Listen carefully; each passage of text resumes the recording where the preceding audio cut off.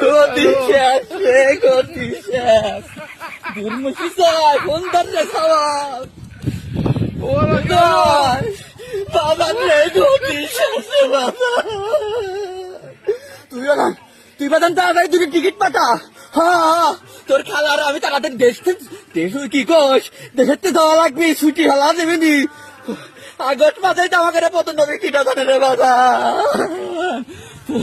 তুই তাড়াতাড়ি দুটো টিকিট কেটে পাঠা তাড়াতাড়ি। আর পারলাম না রে বাবা,